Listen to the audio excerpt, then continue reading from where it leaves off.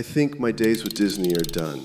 I realized that I was Dumbo. What happens when Disney hires one of Hollywood's strangest and most unusual visionaries and has no idea what to do with him? You're fired, Tim! In Tim Burton's case, it led to him being buried, fired, and nearly erased from Disney history, despite creating visions they seemed both fascinated by and terrified of.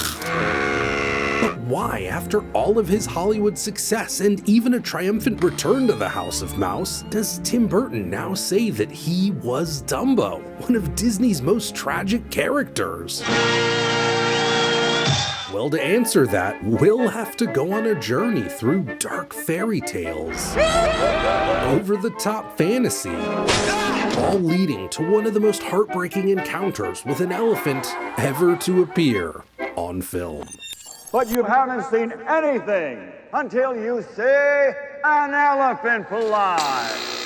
I'm pretty sure that it's gonna surprise nobody that Tim Burton hasn't always fit the standard mold, in Hollywood or just in general. But that Dumbo feeling, being paraded around yet never truly understood, wasn't just something that came later. Hi, Tim. This is Tim Burton. Another one of our people here. Isn't he a gas? Tim, you've got such talent. Moving right along. It was there from the very beginning.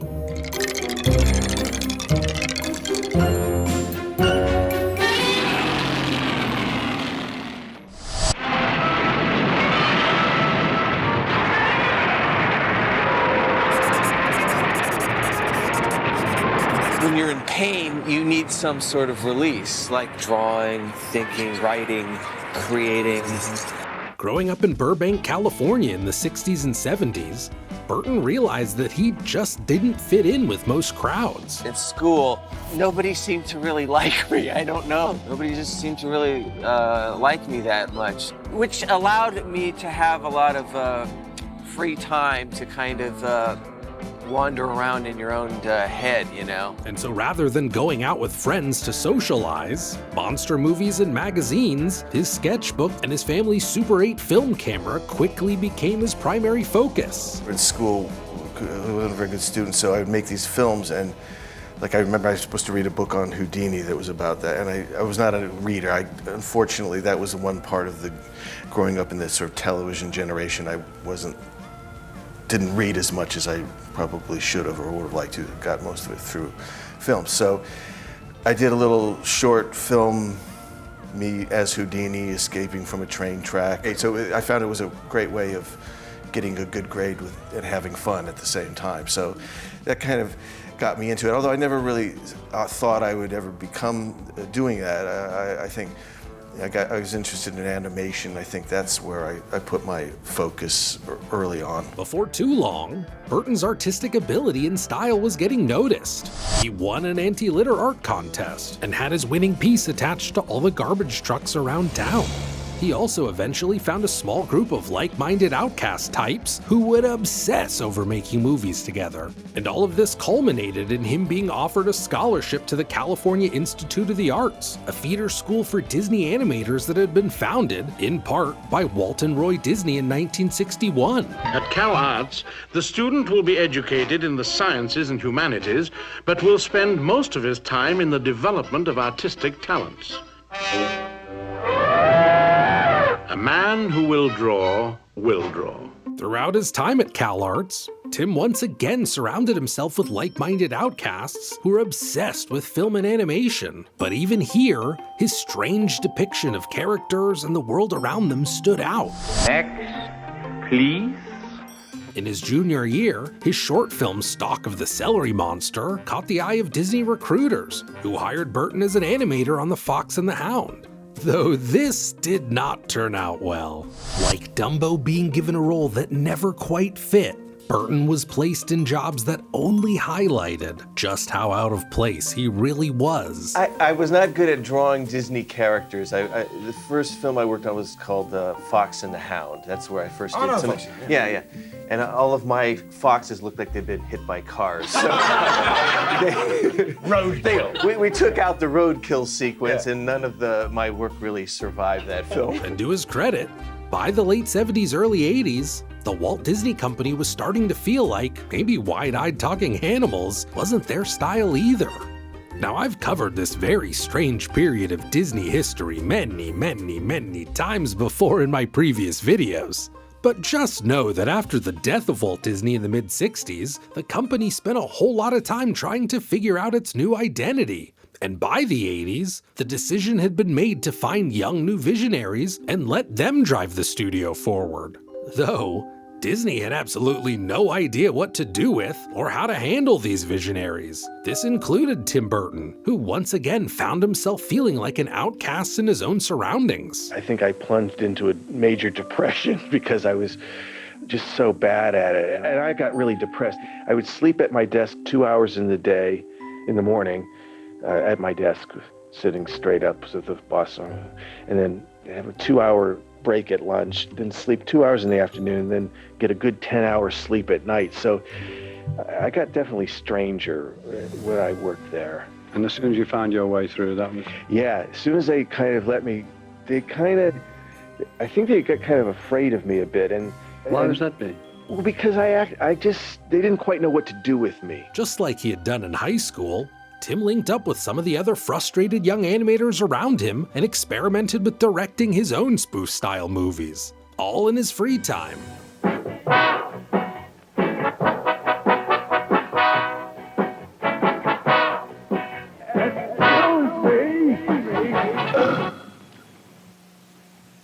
Bob is a supreme being. I challenge you to a surfing contest. And when these personal projects of his started to catch the eye of some of the higher-ups, he was moved over to be a concept artist. I got the opportunity to just draw and do different things. I got to draw things for other projects, and none of which really panned out, but I got a lot of interesting, strange opportunities to just explore things. However, these same higher-ups continued to see big potential in Burton and partnered him with sculptor and fellow Cal Arts graduate Rick Heinrichs. The team was given $60,000 to make Vincent, a stop-motion animated short film based on a poem that Burton had written in the style of Dr. Seuss. Another project that Tim and I worked on together was an experiment with stop-motion animation for which I took Tim's designs and created puppets in three-dimensional sets. It's basically the story of a little boy who thinks that he's Vincent Price. And it was initially a children's book, but Rick and I made it then into a film. And it comes from my childhood experiences, and as I had sort of a identification, I thought, with Vincent Price, and that I really responded to his torment and anguish and insanity. And while Disney was pleased with the finished film, nobody quite knew what to do with it. It was submitted to various film festivals where it won accolades and awards and even got a theatrical release, but only for 2 weeks in one Los Angeles theater, where it was bundled with their 1982 teen drama Tex. Not exactly a good fit for audiences. He likes to experiment on his dog, Abercrombie, in the hopes of creating a horrible zombie. Well, I take horses real serious. I hope so, Tex. I hope there's something you take seriously. Tim Burton found himself in a very strange place with all of this. Creatively, he was completely fulfilled. He had successfully gotten one of his passion projects funded, and the small audience that had seen his on-screen work actually liked it. But once again, he found himself in a situation where Disney just had no idea what to do with him. But luckily for Tim, Disney had a completely separate problem that they needed to solve. They had just launched an entire premium cable channel and were in desperate need of new content. Why not give the generally unproven yet brilliant Tim Burton a check for over $100,000 to make a short made-for-TV fairy tale? What could possibly go wrong? There's a new character in Hansel and Gretel. I'm Dan, the gingerbread man. and I'm made entirely out of candy. From the beginning, Tim Burton's Hansel and Gretel wasn't exactly your usual production. Disney executive Julie Hickson, one of the higher-ups that had seen Tim's potential, signed on to write and produce. She embraced the strange techniques that the Burton and Heinrichs team had been experimenting with, and pushed to have it all incorporated with a cast of live actors. And all of this style and technique would be wrapped around a pretty standard retelling of Hansel and Gretel. Well, pretty standard if what you're looking at is only the text on the page. Everything else is a little more out there. For Tim, it was important to try and capture a kind of Japanese aesthetic as a nod to the early Godzilla films that he had grown up with. And so the small cast consists entirely of Japanese actors, none of which had ever acted professionally before. The character of the father, who, in the original Grimm fairy tale is a woodcutter, is now a toy maker. And so much of the 35-minute movie is filled with these strange and unusual toys, copied almost directly out of Tim's wild sketchbook. And the strange off-kilter design doesn't stop there, because once Hansel and Gretel get lost in the woods and stumble onto the witch in her edible house, things quickly enter into a full-on unfiltered gallery of Tim Burton's imagination.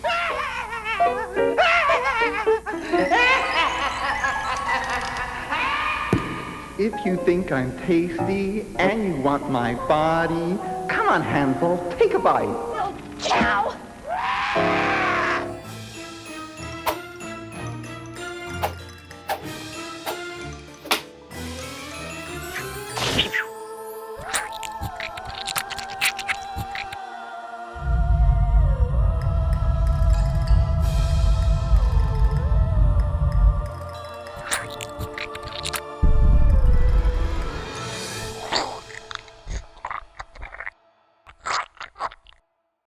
The whole thing is a strange deep dive into some wild experimental concepts and design and techniques that just don't quite gel into a cohesive vision. Tim wasn't entirely pleased with the finished product either, feeling like it came off as rather cheap and amateurish. And when the team finally screened the special for Disney Channel executives, whatever they were expecting, it was pretty clear this wasn't it.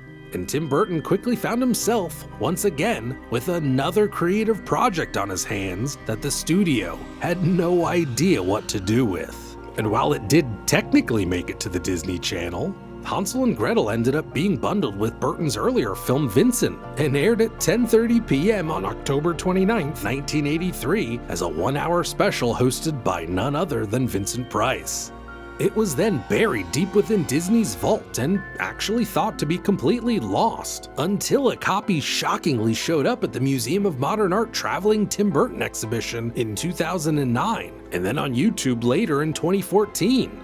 Hansel and Gretel wasn't quite the end of Tim Burton's initial stint at Disney. Julie Hickson continued to champion his potential and was able to convince the other higher-ups to give Tim Burton one final chance.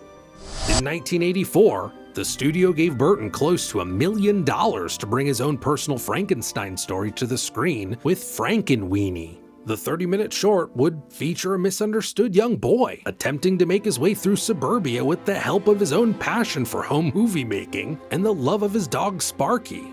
When Sparky is hit by a car, though, the boy does his best Dr. Frankenstein impression and brings him back from the dead. The final short film ended up being about as nice of a balance of Tim Burton's strangeness and Disney storytelling as you could possibly hope for at the time. It had its darker moments, sure, but it also showed a level of restraint that we hadn't seen from earlier Burton projects. It was also a love story, and not just one about a boy and his dog, or even Tim's own affection for classic horror movies. It was a tale about growing up while not fitting in, about seeking comfort and safety in your own passions, and about not letting go of what you love, no matter how strange and unusual those around you may find it. It was clearly a deeply personal film, one that Disney was sure to appreciate and give the mainstream push Tim had been waiting for, right? Well, any hope for that was dashed once the MPAA rating board got a hold of it and gave it a PG rating. meaning that the studio could no longer attach it to one of their other films. They had the idea at the time to do like a featurette, which they used to do in the old days before they'd show, before like an animated film, because animated films were short. They'd do like, the crazy cougar that goes to Hollywood, or some kind of nature short. So they said, well, why, gave me the opportunity to say, we'll release this in front of Pinocchio, but it got it kind of freaked people out, so they never released it in front of Pinocchio. But it got me the opportunity to make other films, so that was good. 3 projects in, and Disney still had no idea what to do with Burton, so they also shelved him. And by then, Tim was just about done with Disney too. It wasn't like The Apprentice. You're fired. It wasn't. I didn't walk into Alan Sugar at Disney and point the finger and do that. It was a bit more, Disney friendly. It's like, here, let Goofy and Minnie show you. Look at, there's a nice, beautiful exit with little cherubs on it. Both Hansel and Gretel and Frankenweenie proved Burton could fly, just not under Disney's tent. So he went out on his own, stepping into an unexpected spotlight that would make him a household name.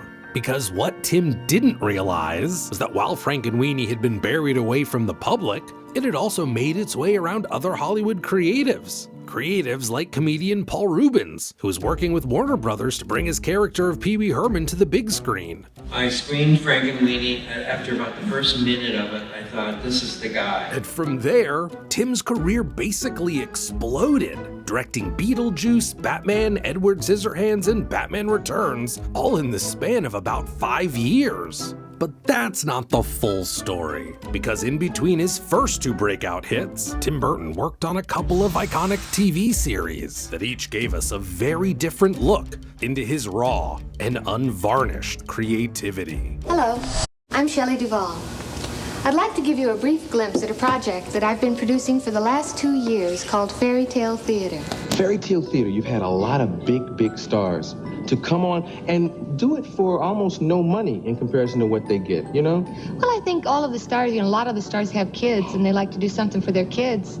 Some of the stars do some things that their kids can't see, so this was sort of a vacation. Also playing the classic roles, I think was very attractive, and I try to put a lot of quality on the screen, quality behind the cameras as well as in front. Even outside Disney, Burton was caught in another kind of circus, this time between freedom and restriction. Having been fired from Disney in 1984 for consistently making fairy tales that were just too scary for kids, what better way to follow up all of that than directing a fairy tale TV series aimed at kids? If you're looking for something a bit more unusual, why not try Shelley Duvall's Fairy Tale Theater? Classic fairy tales with a slightly twisted point of view. What's your name?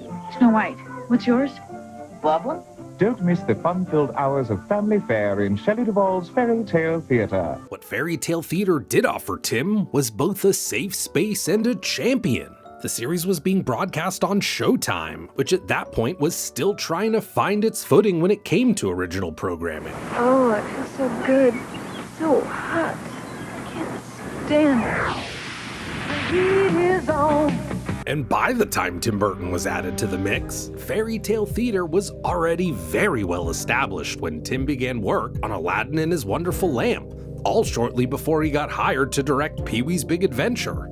This was both the best and quite possibly the worst thing that could have happened for Tim at this point in his career. Fairy Tale Theater wasn't like his Disney shorts. Everything came pre-packaged. Script, cast, design. Burton could sprinkle in some flair, but really, he was just steering someone else's ship. But lucky for both Tim and us, Shelley Duvall's retelling of the classic Aladdin story came around just at the right time, because it once again gave us a glimpse of Burton's off-kilter fairy tale style, flashes of a voice still struggling for recognition inside someone else's show.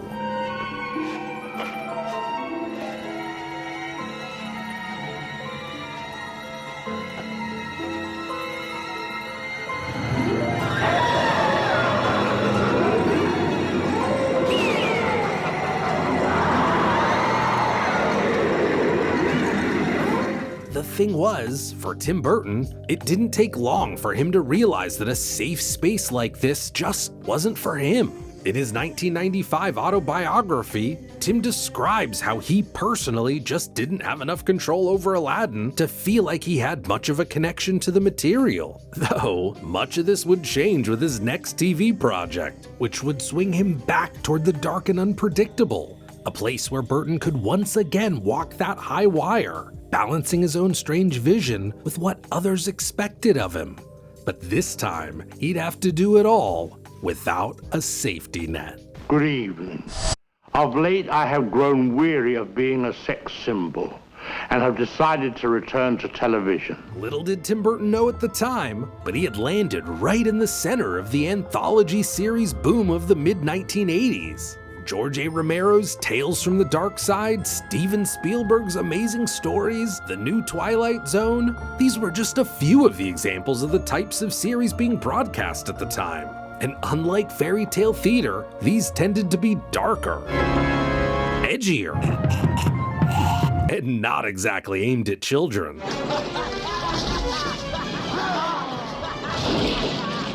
So when NBC was looking to relaunch Alfred Hitchcock Presents, they went with a laser-focused strategy. Find a fresh pool of promising up-and-comers who had just the right amount of availability in their schedule to produce something fast and relatively cheap. Someone like a young and unproven Tim Burton, who was still waiting for Pee-wee to hit theaters. I have an announcement to make. Cold-blooded murder is more popular than ever. Touché. Enticed with the promise of a fast and loose schedule with more creative control, Burton agreed to remake The Jar, a 1944 short story that Ray Bradbury had originally written for Weird Tales magazine. Tasked with updating the story were future Beetlejuice writers Michael McDowell and Larry Wilson. And Tim also made sure to surround himself with a comfort zone of a couple of his other favorite collaborators. Rick Heinrichs, who he had worked with throughout his time at Disney, was hired for the special effects.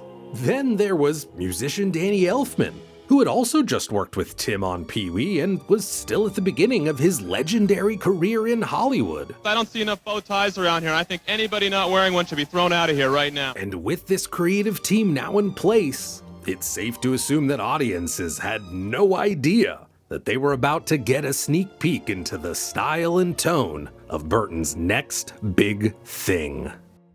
When The Jar debuted in April of 1986, TV viewers were introduced to something very different.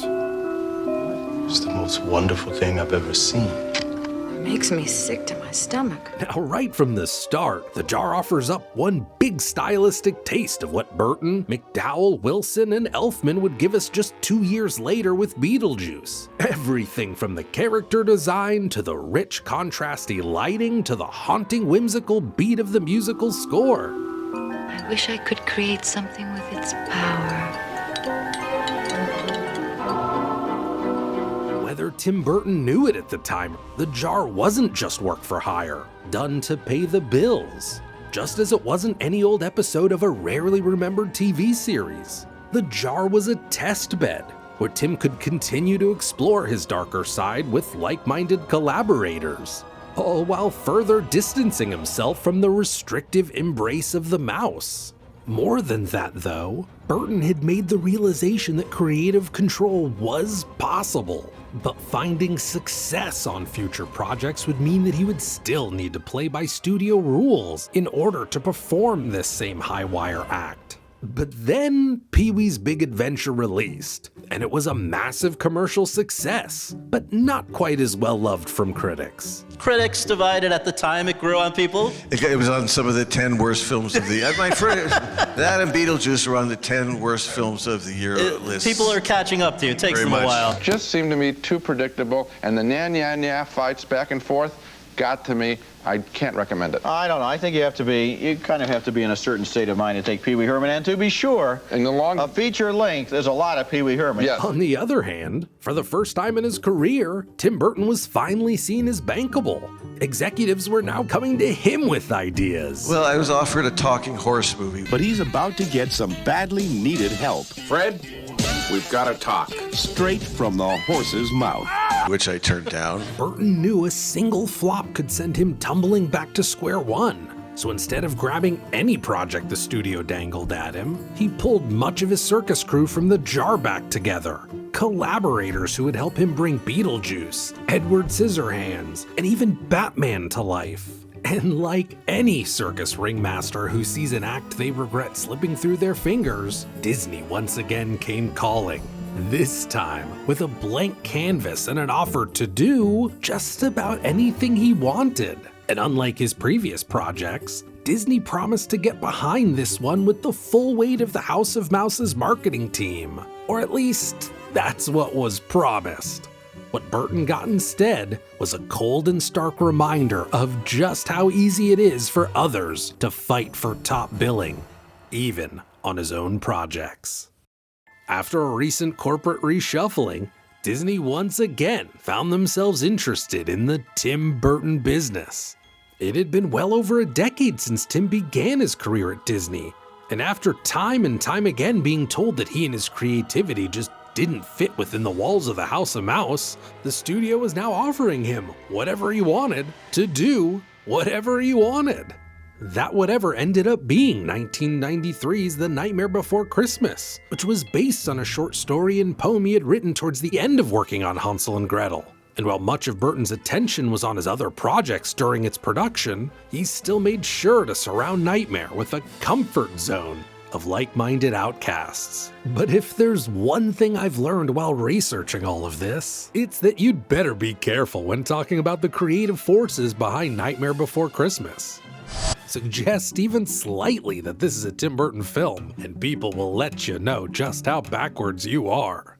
And yeah, they have a point. Tim Burton often gets all the credit, even though director Henry Selick and his team did most of the work. And by the sounds of things, this misconception has led to a bit of spiciness between the two. But I've gotta tell you, this is something that I've been digging through for a while now, and it turns out this question of whose movie is this is a whole lot more complicated and even a bit more silly than I ever expected it to be.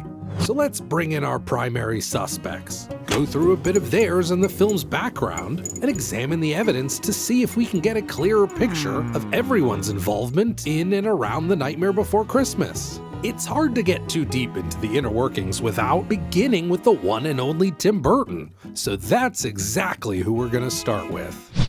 By this point, you already know Tim's story. Disney animator turned outsider visionary whose short, Vincent, got buried but planted the seeds for Nightmare's look and feel. Around the same time, Burton also began sketching a holiday poem inspired by the syrupy sweet Rankin Bass specials he grew up with. Only his version starred a skeleton with hollow eyes. Well, I grew up liking those stories like, every Christmas you'd watch things like Rudolph the Red-Nosed Reindeer or like The Grinch That Stole Christmas. Those were my favorite like holiday specials when I was growing up. So when I was working at Disney, I designed something that's sort of like the reverse of that. It's like the Grinch in reverse, so to speak, about this character who finds Christmas and loves it and decides to try to do it himself. And just as Vincent had gone against the grain of what was coming out of Disney at the time, Tim wanted to take things even further. As he describes in his book, Burton on Burton, the first rule of animation is eyes for expression. And so after drawing so many wide-eyed animals while working on The Fox and the Hound, Tim thought it would be funny to have a main character with big black holes where his eyes should be. Because I love animated characters that have no eyes. The thing was, while Burton was originally developing Nightmare to be a Christmas special or a short or really anything that would actually get made, Disney wasn't so enthusiastic with what they were seeing. And so rather than move forward, both the studio and Tim agreed to shelve Nightmare and move on to something more family-friendly. If you think I'm tasty and you want my body, come on, Hansel, take a bite. The Nightmare Before Christmas would remain buried in the vault until well after Tim Burton had been fired by Disney. After he had made major hits like Beetlejuice, Batman, and Edward Scissorhands, and after Disney realized that they already had a history with the hottest director in town. Tim chose Nightmare for his grand return to the House of Mouse. On paper, it looked like Burton was back in the center ring, but in this circus, the spotlight wasn't fixed on just one performer. To adapt his 3-page poem into a feature-length screenplay, Burton initially hired Michael McDowell, who he had already worked with on Beetlejuice. This time, though, things didn't quite work out so well for reasons, depending on who you asked. According to Tim Burton, things just didn't work out and the production moved on. But Caroline Thompson, the screenwriter who came in afterwards, has a bit of a different recollection of how things went down. Either way, this was a major problem, because by this point, The Nightmare Before Christmas was already getting ready to start shooting, and they didn't have a script or even a fully fleshed out story. What they did have, though, was frequent Burton composer and our next primary suspect, Danny Elfman, who had been furiously working away on what would become some of the most iconic music of his career. A fellow misfit who found his expression through music, Danny Elfman rose to prominence with his band Oingo Boingo before transitioning into film scoring with Pee-wee's Big Adventure. Why were you and Tim so compatible artistically? We both grew up on horror films. Yeah. And when I met him, he idolized Vincent Price. Yeah. And I idolized Peter Lorre. Yeah. That kind of defined us for the next 35 years. Vincent Price was often the tormentor of Peter Lorre. Did you try the knob? No. Quiet. This working relationship between Tim and Danny continued on, and eventually would lead back to Nightmare Before Christmas, which, if you'll remember, needed to get shooting, but still didn't have a script. The script wasn't coming along, and there was already a studio, and Henry Selick was already up and running, and Tim was just like, we got to get some stuff going. Let's just start in on the songs. And it was beautiful the way we did it, because he would just show up. I was living at that point at Caroline Thompson's house. It was before she was even writing it. There was another writer originally. Tim would come over every 3 days, and I'd say, just tell me the story like you're telling it to nephews and nieces, around a fire at night. And he'd say, okay, come in here, and he'd show me the drawings, and he'd show me what Zero and Jack looked like, and he goes, Jack is wandering into the forest, and he comes across these 3 doors and these 3 trees, and he gets sucked down, and when the door opens, and there's all this stuff, he has no idea what it is. What is it? What is it? And I'm just going, what's this? What's this? There's color everywhere. And while the initial plan was to hire a voice actor to cover both the spoken and singing parts of Jack Skellington, it was pretty clear that Danny was the guy to sing. To fill out the non-singing side of things, veteran actor Chris Sarandon was brought in to do his best Danny Elfman impression. Again, serendipity that I had a vocal timbre that matched Danny's singing, and that's it. And what was Tim Burton like? Tim, I think people who know the movie know he didn't direct it, that Henry Selick directed it. Wonderful stop-motion action animated director. And then I got together with Tim after for ADR. And while this lineup of suspects may sound playful, it highlights the same tension Burton had faced his whole career. Whenever he stepped into the circus, who was the real ringmaster? Which brings us to our final suspect, legendary stop-motion animator Henry Selick. Like Burton, Selick grew up obsessed with monster movies and animation, eventually landing at Disney before breaking away to develop a more experimental style. A style that found a home at MTV, where his iconic bumpers showed just how distinct his vision had become. And soon enough, Burton called on him to help bring Nightmare back from the vault. So I was chosen for the job because I'm from the same planet, if not the same neighborhood as Tim. Which brings us all back around to The Nightmare Before Christmas, which, when we left it, now had 10 songs, but still no script, and desperately needed to start filming. We signed off on a schedule of starting into production without a working screenplay. We had a couple of great songs from Danny, and between Caroline Thompson coming in later to stitch together the songs, and a brilliant story department led by Joe Ranft. with Mike Cucciarelli and Jorn Klubin, and I mean, that was the story department. We just, blissful idiots, sure, this will work. We began making the movie even though we hadn't figured out the full story. And that's what we had to start with, and eventually made it, pieced it together. And so now, with that firm concept in place, musical numbers composed, and an actual script, Henry and his team of artists could now fully realize Tim Burton's original vision. A very important part of doing really good stop motion is the same as any other animation, and that's being able to act things out for yourself and really feel it, and then translate that into what the character does. They'll memorize it with their body, act it out several different ways. I'll act it out for them. We go back and forth and arrive on something. Though when the completed film was finally getting near release, Disney started to get cold feet. It did one preview before it opened, and I think from that preview, Disney basically learned there was no audience for this movie and kids hated it. And so all merchandising was pulled, and the marketing suddenly shifted from what was going to be towards a young audience to try to find an adult audience or almost sell it like it was wrong. They had no idea what to do with it. The preview was a disaster. There's nothing you can do. They put it in front of a bunch of kids that were expecting a Disney animation. And obviously, they were expecting something closer to The Lion King or Little Mermaid, and they were getting Nightmare Before Christmas. From the beginning, Walt Disney established a tradition of innovation. From the world's first full-length animated feature, Snow White and the Seven Dwarfs, to the new photographic techniques introduced in 101 Dalmatians, the combination of animation and live action in Who Framed Roger Rabbit, and the dazzling use of computer technology in Beauty and the Beast. Now, Walt Disney Studios is joining forces with Tim Burton, the creative genius behind Batman, Beetlejuice, and Edward Scissorhands, to bring you one of the most extraordinary and exciting motion pictures of our time. Tim Burton's Nightmare Before Christmas. The brilliant executives are like, they hate it. It wasn't what they were expecting, and they didn't know what to do with it, so they just put it out, and it died pretty quickly. It was one of those things where I loved it, I had the exact same feelings, but I also felt, I could feel it. This is something different, and not everyone who's come loves it right away.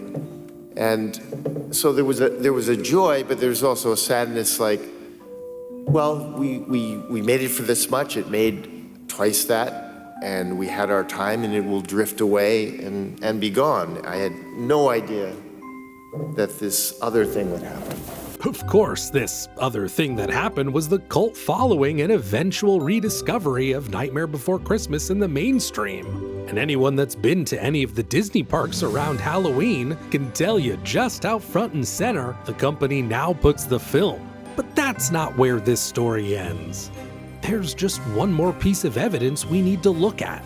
In a 2022 interview with AV Club to promote his new film Wendell and Wild, Henry Selick opened up about how unfair he's felt it is that Tim Burton is often credited as the primary creative force behind The Nightmare Before Christmas. And the fact that Disney had apparently added Tim Burton's to the title just 3 weeks before release had minimized the fact that it was he and his team that had constructed and directed everything. There's always been this debate on who really put the most work into this movie, or whose movie is this? You know, the fact is, there wouldn't have been the film, it wouldn't have been nearly as good without Tim. It just wouldn't have existed. It was his power that he got after doing films like Batman, you know. But I mean, it's me and my team that made the movie. I mean, we shaped the story, we storyboarded it all.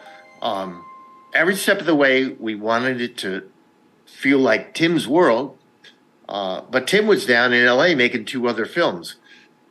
He basically loved everything we did. The only adjustments were, he sent out Rick Heinrichs, who's one of the all-time great production designers and who was Tim's first creative partner, to help us get the look down, to make it darker and simpler.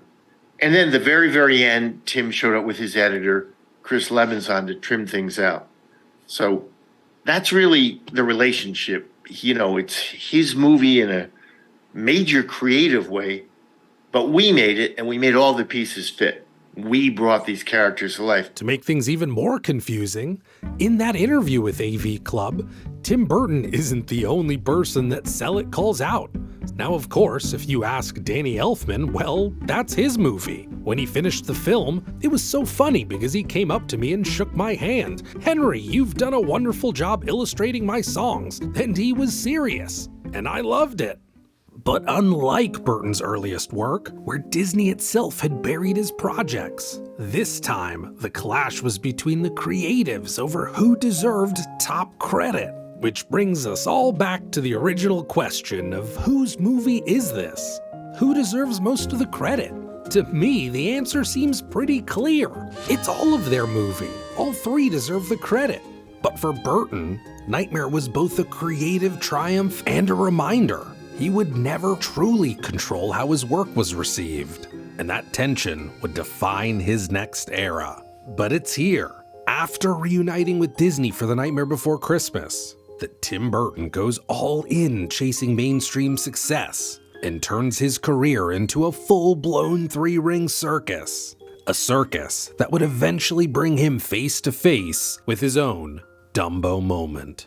After the release of Nightmare, a couple of things quickly became clear. Disney, the same studio that once buried Vincent, was now fully on board with Burton's strange and unusual style. And that between Beetlejuice, a couple of Batman movies, Edward Scissorhands, and now The Nightmare Before Christmas, Tim Burton was in rarefied air and could effectively bounce between mainstream blockbusters and smaller passion projects. But that's not to say that it was always easy. Well, I thought it would be. And like Edward Scissorhands was one of the hardest movies to get made as well. So it's, And so, for the next 15 years, Tim would mix Hollywood tentpoles like Mars Attacks, Planet of the Apes, and Charlie and the Chocolate Factory with intimate cinematic tales like Ed Wood, Big Fish, and Sweeney Todd. At this point, it seemed like Burton in his wild imagination was always somewhere, deep in production on a new project. It takes my breath away. Well, it would if I had any. But as Burton's success grew, the circus lights dimmed. Planet of the Apes was no Batman. Charlie and the Chocolate Factory was no Edward Scissorhands. And while many of these films did well financially, something had clearly changed in Burton. Creatively, he was beginning to look a lot less like a ringmaster and more like an act trapped in someone else's tent. And if that creeping creative stagnation wasn't already disappointing enough, things were about to get a whole lot worse. Because Disney was preparing to approach him with a live-action version of one of their classics. And Tim Burton was about to direct the film that would, sadly, give him the biggest box office success of his career.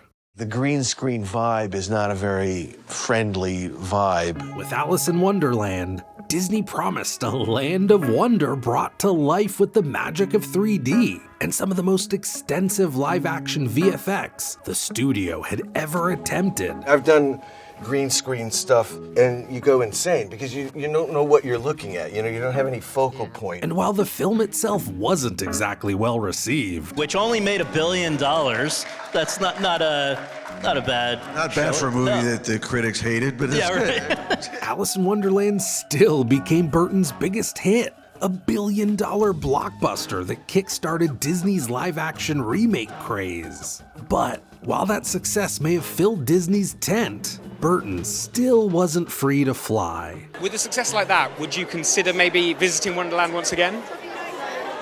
No, not personally, no. But then, Tim came full circle, much in the same way he had done with The Nightmare Before Christmas. With the animated Frankenweenie, he had an opportunity to revisit one of his most unappreciated early works and reintroduce it to a much wider audience, earning critical acclaim and even modest box office success. If Alice was Tim Burton's $1 billion behemoth, Frankenweenie was its quirky little cousin, a bit smaller, stranger, and all the more personal for it. Especially when you consider that this is the same story that Disney had buried earlier in his career. People have asked over the years, it's like, well, you can do whatever you want. It's like, well, no, you can't really do whatever you want. I don't know, I guess that's just the nature of filmmaker versus this and the studio. And while you'd think that showing financial success both on the biggest and most manageable of scales would result in more collaboration between Disney and Burton, it didn't. Or at least, not at first. That would have to wait until after Tim had tried exploring what felt like greener pastures, with films that largely failed to live up to studio expectations, despite their mostly big budgets and Burton-esque visuals that couldn't quite hide their lack of a creative spark. Exactly what I've been saying. This family could use some balls. After he found himself desperately needing another big win to keep his smaller passion projects alive. And after Disney once again reopened the flap of their circus tent, inviting him back in for one final autobiographical flight.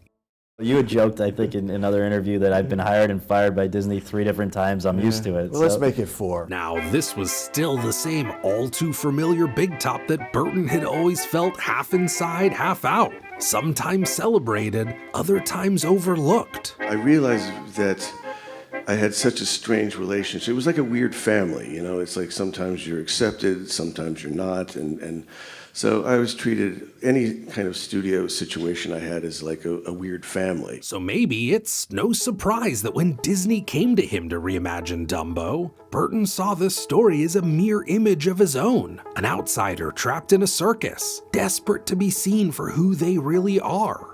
In many ways, 2019's live-action Dumbo was the perfect fit for where Burton had found himself. A story about an outsider finding his place in the world, told by a director who had built his career championing the strange and unusual. And while the film took some interesting creative risks, wow, this is a disaster. It still stumbled out of the gate both critically and commercially. But for Burton, it became something else entirely, a reflection of his decades-long complicated relationship with Disney. That was the goal with this, is to just try to create a simple fable about, you know, weirdos finding your place in the world, really. When I first started working at Disney, that's how I felt, you know, a strange, weird outcast. The symbol of that is the weird character that doesn't fit in, who's got what people might think is a weirdness or disability, and then he uses it as a beautiful advantage. And I think that simple story about that, and you know, finding your place in the world and who you are and what you are is something that always hit me with Dumbo. That's why I think my days with Disney are done. I realized that I was Dumbo, that I was working in this horrible big circus and I needed to escape. There's just less room for people like me and others. Whatever you think of his later films, Tim Burton's influence on modern cinema is undeniable. He proved that being weird was wonderful, and despite the fact that Disney once tried to bury him, his characters and his creations now stand proudly as classics, proving to the world that no matter what tent you might find yourself in, or who owns the circus around you, you've just gotta find a way to fly. There's also a case of like once you become a thing, that they want you, but then they don't want you. What I realize now, and maybe because I'm older as well, it's like, okay, I'm just going to do what I want. And if you want to do it, fine. If not, then you don't have to go on this journey with me. And Burton was far from the only visionary caught in Disney's circus. One of the most unbelievable examples of this? Warren Beatty's Dick Tracy. Seriously, you gotta click it just to see how dirty Disney did this film.